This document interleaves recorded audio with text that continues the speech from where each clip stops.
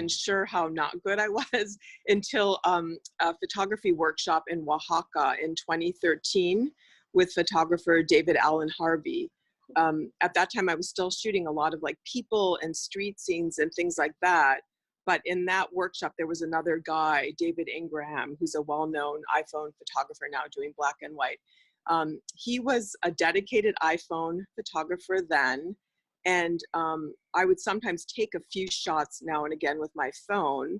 And during one of the daily edits, the instructor said, you know, your iPhone stuff is like way better.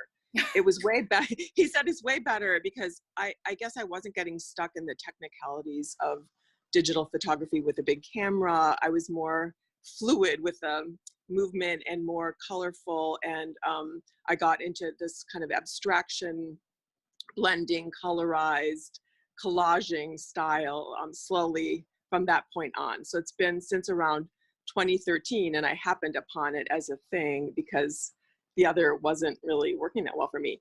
I love it because my iPhone is a full art studio. It's a lot lighter to travel with. It's a better travel companion. Not that anyone's traveling much these days. And it's something that almost anyone with a phone can learn to some extent. Like Ali said, in these times, we're all struggling to some extent in different ways. And I find art to be a really nourishing thing. I find physical activity outdoors to also be rejuvenating and nourishing. And a lot of what I pick up, images that I capture on my phone are just from my meanderings and walkings around my neighborhood and Palo Alto area in general, you know, with my dog, and in earlier months on horses. Where to go from that? I used to, like I said, I used to do, you know, more of a people street photography thing. And then I veered into doing abstractions on that kind of thing.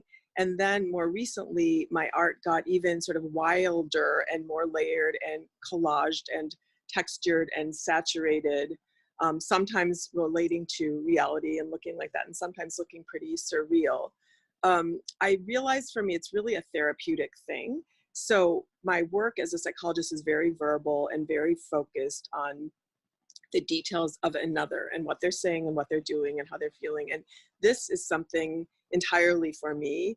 I love sharing it. I love when people like it and love it and buy it, but it really is my own indulgence in a way. It's something that I'll do after hours, like get home, put my feet up, get out my phone and start playing around.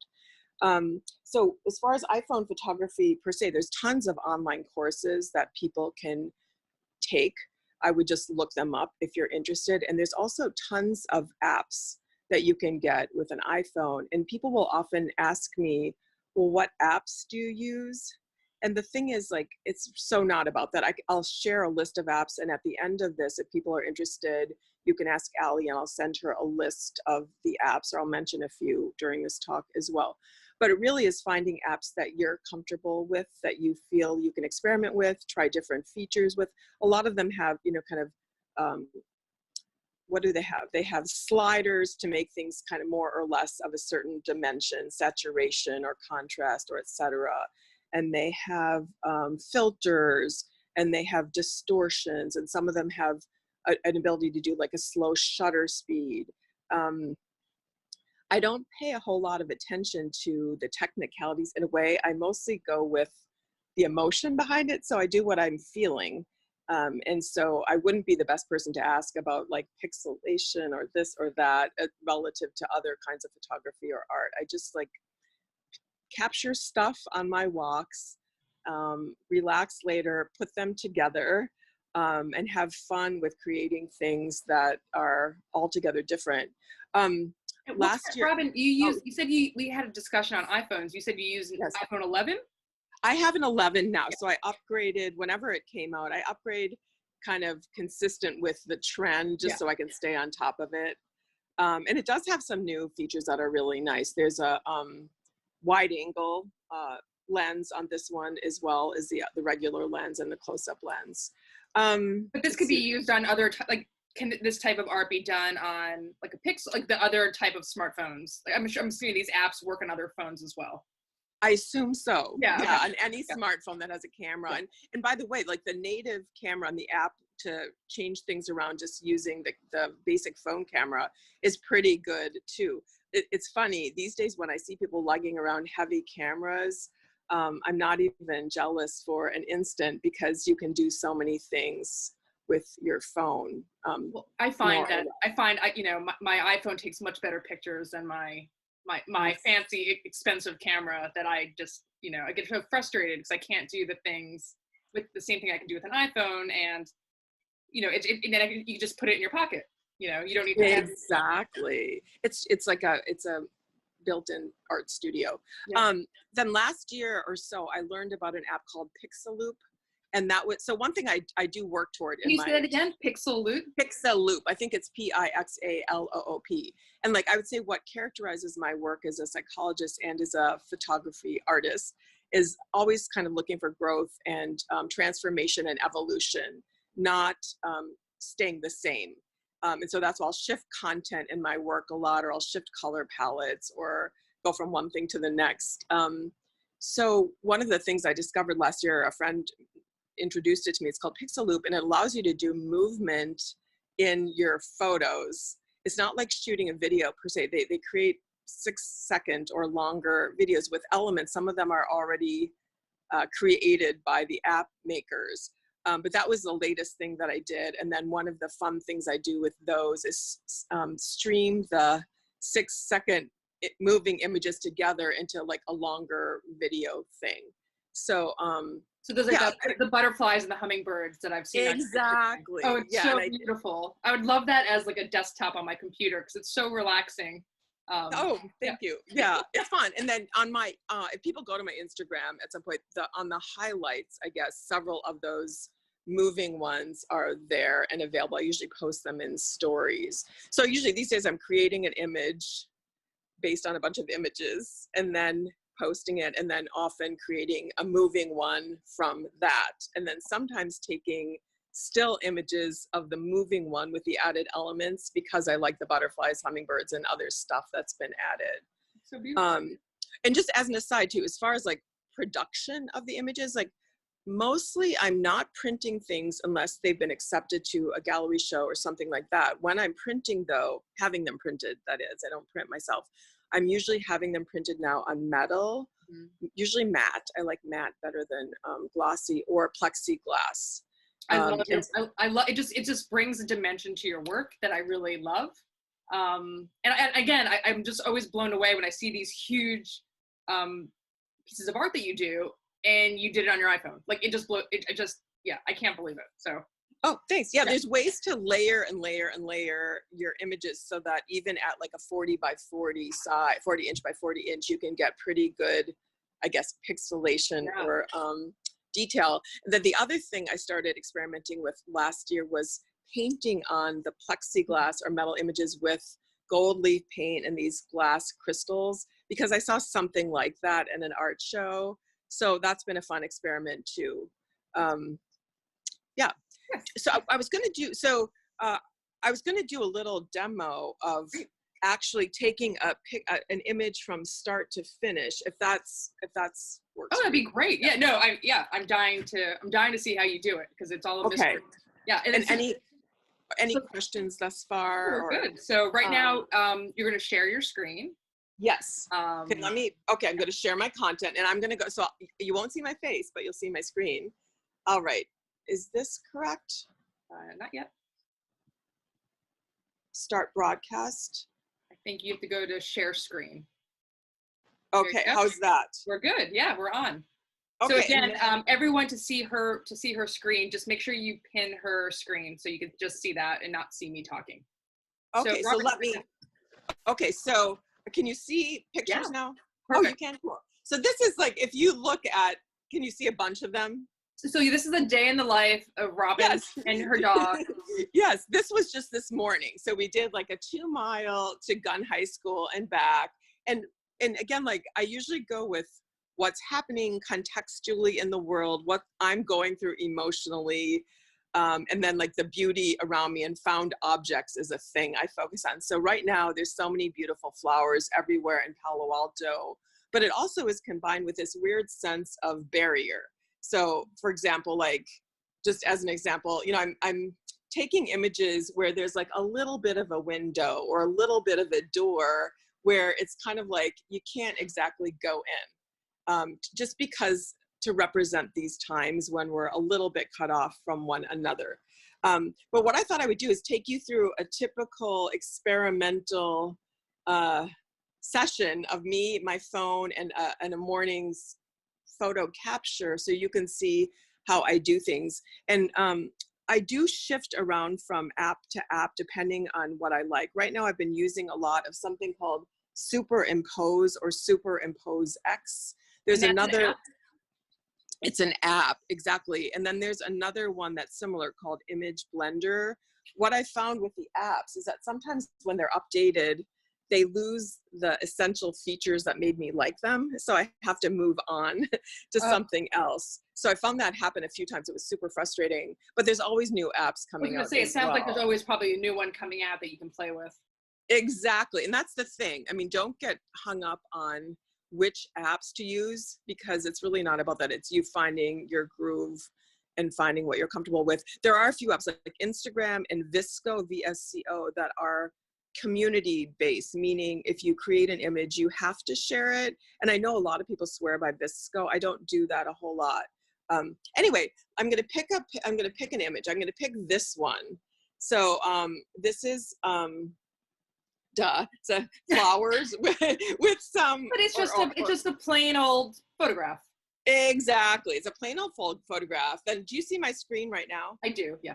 Oh, okay. So I'm going to click on Superimpose X, because that's the one I'm using these days, just to, oh, and then I'm looking, and then I'm like, oh, I think I like some other ones better. So I think I'm going to do this one instead. This was, I think, from another day. So I'm going to start with this as a layer on Superimpose X. And again, the way that I do photography and iPhone art is without forethought. So it's very, I guess you'd say, right brainy, emotion based, not brain head planned. Right. So bear with me, but it's super, like, I just kind of go with my own flow. So I started with that one, and then I'm going to join it with one of these like house door window thingies that I've been doing lately to represent this kind of cut off feeling that I've been having. House doors, fences, windows. Here's one. Again, so kind of like a regular photo. I mean, I would, like. Yeah.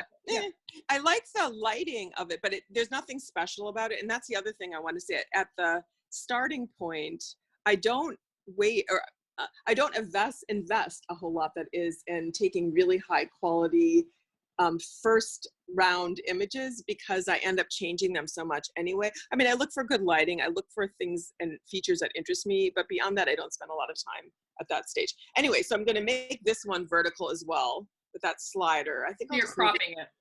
I'm cropping it, exactly.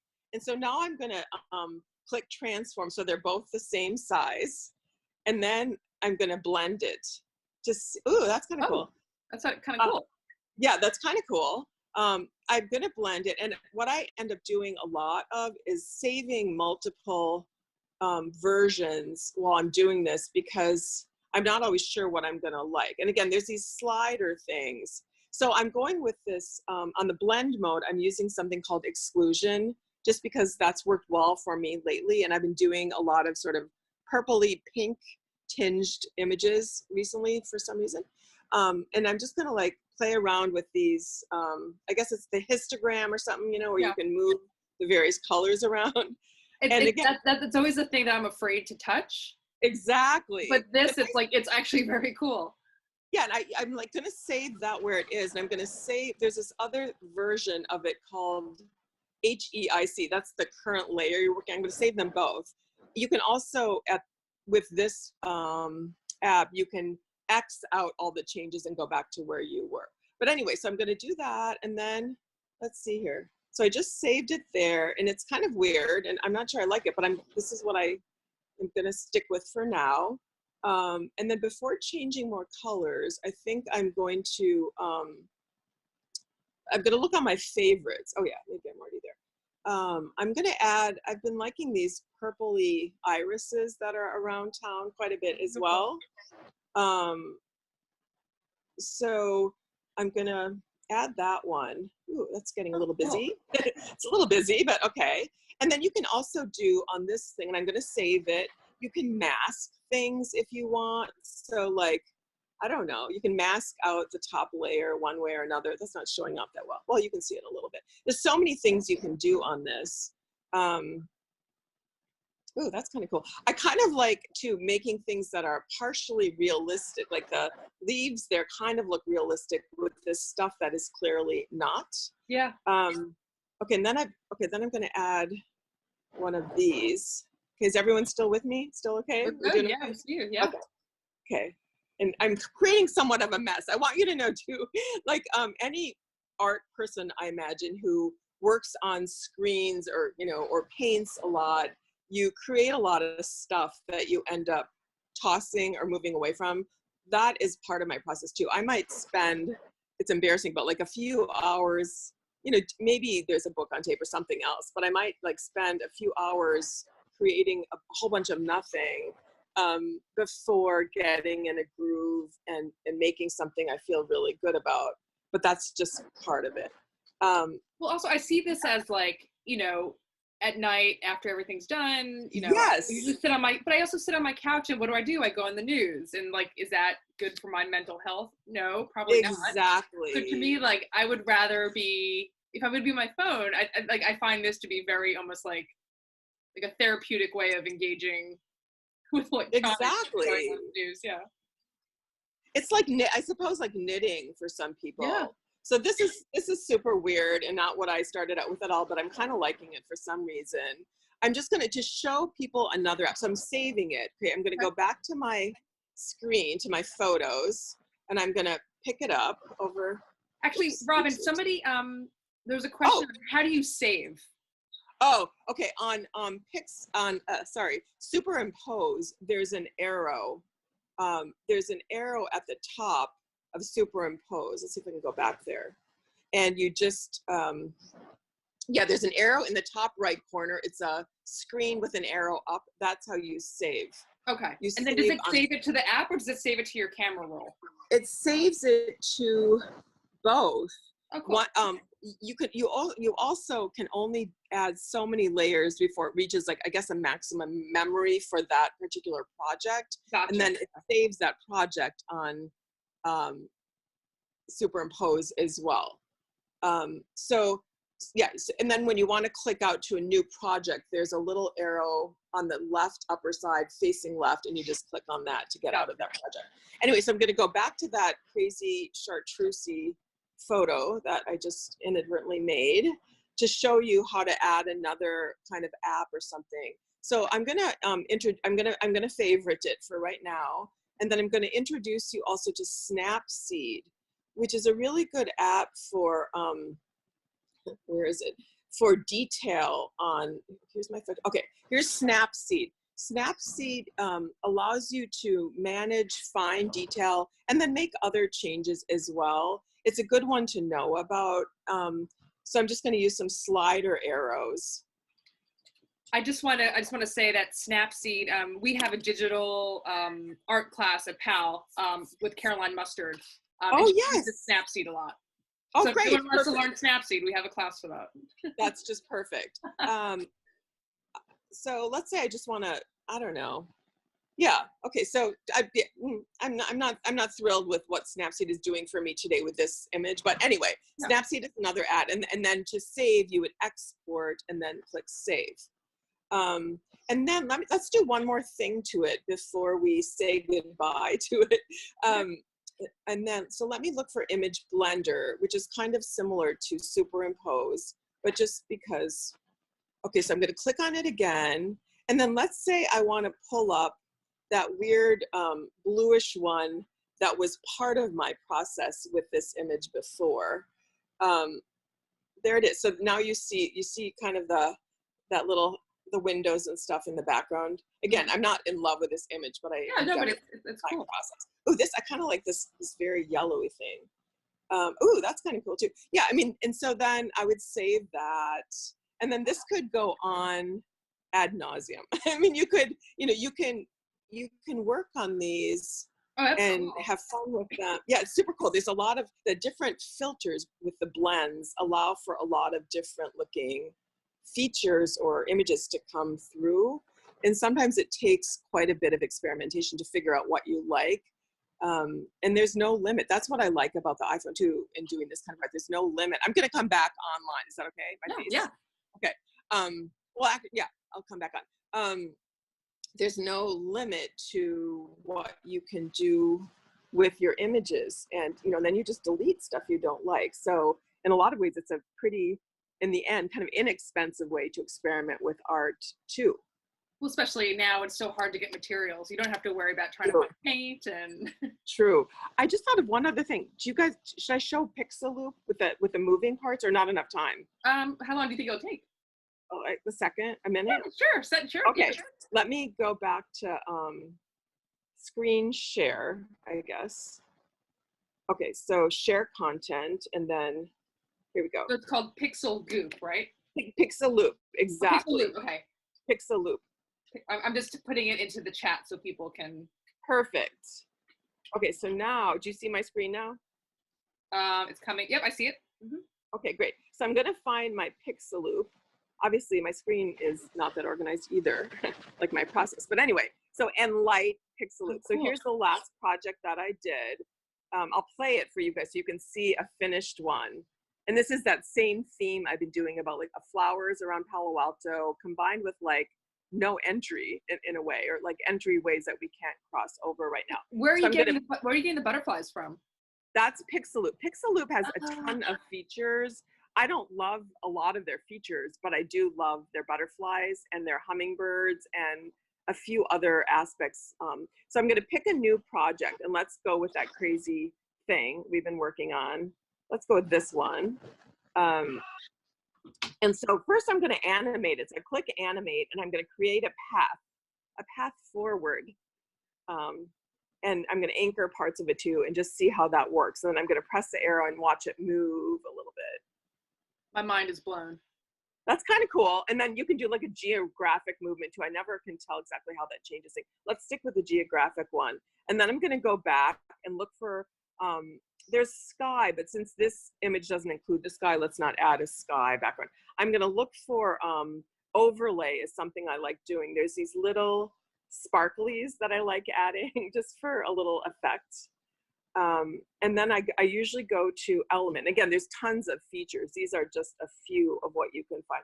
I'm into these butterflies, right? So I'm going to add a few. That it's really weird. The brown butterfly or moth is on elements. Oops, I don't like that. But the rest of them are another set of features. I don't know why they're separated. I think I'll add a hummingbird today. I'm in the mood for hummingbird.